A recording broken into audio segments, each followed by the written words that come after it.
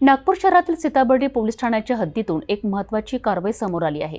पोलिसांनी दुचाकी चोरी करणाऱ्या एका आरोपीला अटक करून तब्बल 80,000 रुपयांचा मुद्देमाल जप्त केला आहे। पोलिसांनी आरोपीला ताब्यात घेतलं असून पुढील तपास सुरू आहे।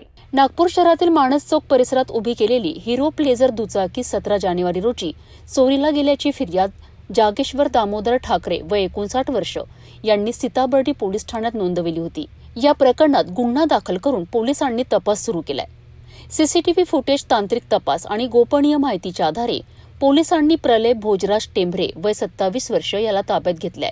त्याच्याकडून 2 हिरो प्लेजर दुचाकी जप्त करण्यात आल्या असून त्यांची एकूण किंमत 80,000 रुपये इतकी आहे। ही कारवाई वरिष्ठ पोलीस निरीक्षक विठ्ठलसिंग राजपूत यांच्या मार्गदर्शनाखाली पोलीस उपनिरीक्षक श्याम वारंगे आणि पथकातील पोलीस कर्मचाऱ्यांनी केली आहे। सध्या या प्रकरणाचा पुढील तपास सुरू आहे।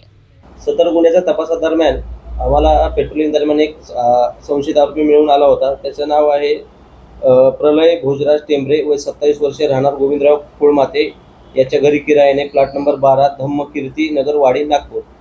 याला आम्ही ताब्यात घेऊन त्याच्याकडून सखोल विचारपूस केली असता त्यांनी पोलीस स्टेशन सीताबर्डी हद्दीतील अपराध क्रमांक 55/25 तसेच अपराध क्रमांक 67/25 मधील MH49 A6117 किंमत 50,000 आणि हिरो प्लेजर गाडी MH31WS 4550 किंमत 30,000 ही चोरी केली होती अशी त्यांनी कबुली दिली होती। त्या माहितीच्या आधारे, त्याच्या कबुलीच्या आधारे आम्ही सदर मुद्देमाल हा त्याच्याकडून हस्तगत करून सदरचे दोन्ही गुन्हे उघडकीस आणलेले आहेत।